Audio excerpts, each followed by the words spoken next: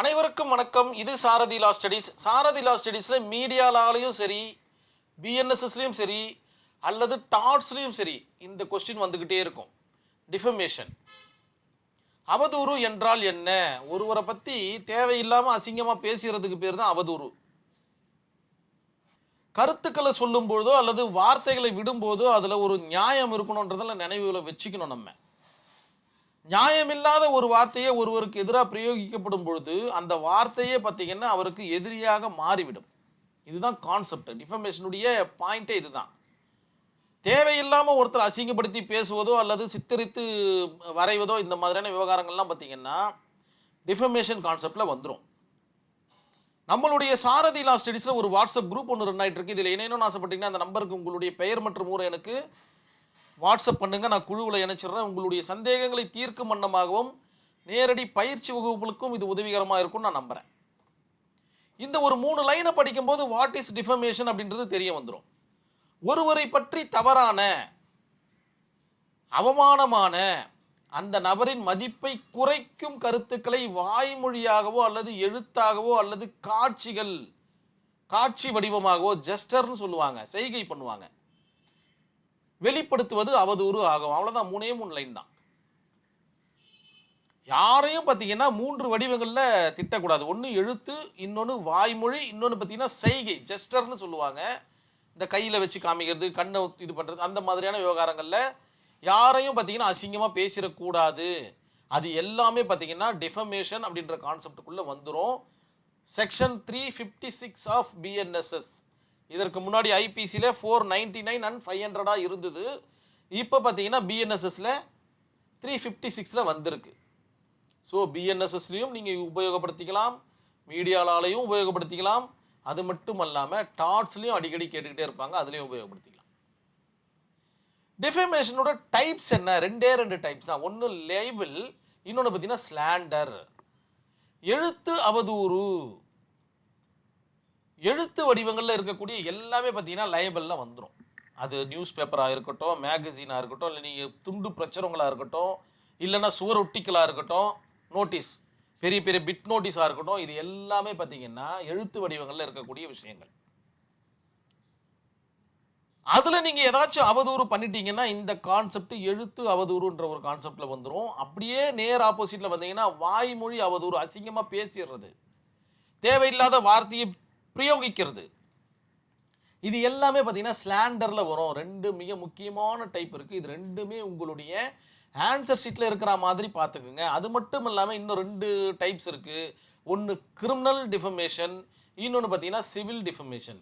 இது பார்த்தீங்கன்னா dots handle பண்ணும். இது பார்த்தீங்கன்னா நவ் பிஎன்எஸ் ஹேண்டில் பண்ணிகிட்ருக்கு. இது 2மே பார்த்தீங்கன்னா ஒரே விஷயத்தை தான் சொல்லும். இந்த 2த்தையும் இன்க்ளூட் பண்ணிக்கும், லயபிளையும் அண்ட் ஸ்லாண்டரையும் இன்க்ளூட் பண்ணிக்கும். எந்தெந்த ப்ராப்ளத்துக்கு தகுந்த மாதிரி நம்ம கொண்டு போக வேண்டியது தான். நம்மளுடைய இந்தியன் லாவை பொறுத்த வரைக்கும் பிஎன்எஸ் தான் பார்த்தீங்கன்னா இதற்கு ஹெட்டாக இருக்கக்கூடிய கான்செப்ட். நம்ம டாட்ஸுக்குள்ளே போக முடியாது. மேக்ஸிமம் பார்த்தீங்கன்னா சிவில் டிஃபமேஷன் நம்மளுக்கு வருவது கிடையாதுன்றதை நினைவில் வச்சுக்கிங்க. டிஃபமேஷனோடைய ஒரு சின்ன ஒரு படம் தான் இந்த இடத்துல போட்டிருக்கு.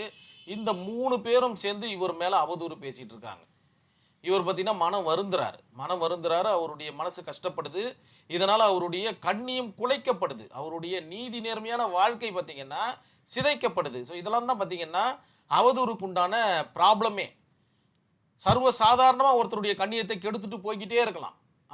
அவதூறுக்குண்டான மிக முக்கியமான பிரைமா பேசியே இதுதான்.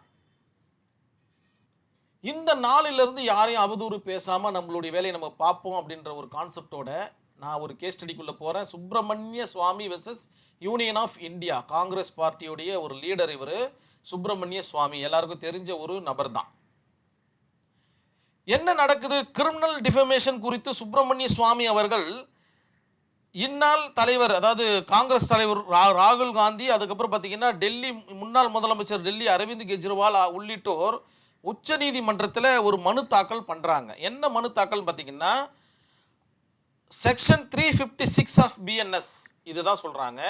அப்படி இல்லைன்னா ஐபிசியில் 499 மற்றும் 500 இந்த செக்ஷன்ஸ்லாம் பார்த்தீங்கன்னா கருத்துரிமைக்கு எதிராக செயல்படுது. நாங்கள் ஏதோ ஒன்று பேசுகிறோம், அதை வந்து டிஃபமேஷனாக இது பண்ணிக்கிறாங்க. அரசியலில் இது கூட பேசலாம், அதுக்கப்புறம் என்ன இருக்கு, அவரை தாக்கி பேசாமல் என்னால் எப்படி தான் அரசியல் நடத்த முடியும், இந்த மாதிரியான வார்த்தைகளை பிரயோகிக்கிறாங்க இந்த ஆனரபிள் சுப்ரீம் கோர்ட்டில். இது பார்த்தீங்கன்னா ஆர்டிகல் 19 சப்கிளாஸ் 2க்கு பார்த்தீங்கன்னா அனுமதிக்கப்படும் நியாயமான கட்டுப்பாடுகளை மீறுது இந்த டிஃபமேஷன். ஒரு சில விவகாரங்களை பார்த்தீங்கன்னா ரீசனபிள் ரெஸ்ட்ரிக்ஷன் அனுமதிக்குது. ஆனால் இந்த ஒரு கான்செப்டை பார்த்தீங்கன்னா, இந்த ஒரு கான்செப்ட் டிஃபமேஷன்ற ஒரு கான்செப்ட் ஆர்டிகல் 19 சப்கிளாஸ் 2வையே மீறுது. அதனால் இந்த டிஃபமேஷன் கான்செப்டை வரையறை செய்யணும் அப்படின்ற மாதிரியான ஒரு மனுவை தாக்கல் பண்ணுறாங்க. ஆனரபிள் கோர்ட் பார்த்தீங்கன்னா இஷ்யூஸை ஃப்ரேம் பண்ணுறாங்க. இந்திய தண்டனை சட்டம் அல்லது பாரதிய நியாய சன்ஹிதா இன் 356 சொல்லக்கூடிய அந்த கான்செப்டும் இந்திய அரசியலமைப்புக்கு உட்பட்ட பிரிவுகளா அப்படின்ற மாதிரி கேட்குறாங்க. எஸ், அதில் என்ன மாற்று கருத்து இருக்குது? உட்பட்டவை தான். எல்லாமே பார்த்தீங்கன்னா இந்தியன் கான்ஸ்டியூஷனுக்கு உட்பட்ட ஒரு சட்டங்கள் தான்ன்றது நினைவில் வச்சுக்கிங்க. ஏன்னா இந்தியன் கான்ஸ்டிடியூஷன்ன்றது கிட்டத்தட்ட நேச்சுரல் ஜஸ்டிஸ் மாதிரி எல்லாவற்றிற்கும் பார்த்தீங்கன்னா பொதுவான ஒரு விஷயத்தை சொல்லும், நல்லதை மட்டும்தான் சொல்லும். ஜட்ஜ்மெண்ட் என்ன ஜட்ஜ்மெண்ட் கொடுக்குறாங்க இந்த கேஸ் ஸ்டடியில்? சுப்பிரமணிய சுவாமி யூனியன் ஆஃப் இந்தியாவில் அவதூறு குற்றமாக்கும் criminal defamation in section 356 of BNS பிரிவுகள் பார்த்தீங்கன்னா செல்லுபடி ஆகும். இது பார்த்தீங்கன்னா ரீசனபிள் ரெஸ்ட்ரிக்ஷனை ஒன்றும் பெருசாக மீறலை, இது தேவையான ஒரு விஷயந்தான். தனிநபரின் கண்ணிய உரிமை ரைட் டு ரெப்யூட்டேஷன் சொல்லுவாங்க என்பது ஆர்டிகல் 21 பர்சனல் லிபர்ட்டி கீழ் பாதுகாக்கப்படும் ஒரு அடிப்படை உரிமையாகும். இது இல்லைன்னா அவன் வாயில் வந்ததெல்லாம் பேசிட்டு போவான், ஒரு ரெஸ்ட்ரிக்ஷனே இருக்காது அப்படின்ற மாதிரி இந்த ஜட்ஜ்மெண்ட் கொடுக்குறாங்க. இந்த வழக்கையும் முடிச்சு வைக்கிறாங்க. இன் 2016 நடந்த ஒரு வழக்கு. கண்டிப்பாக உங்களுக்கு புரிய வந்திருக்கும் நான் நம்புகிறேன். நான் இதோட இந்த வீடியோவை கம்ப்ளீட் பண்ணிக்கிறேன். நன்றி, வணக்கம்.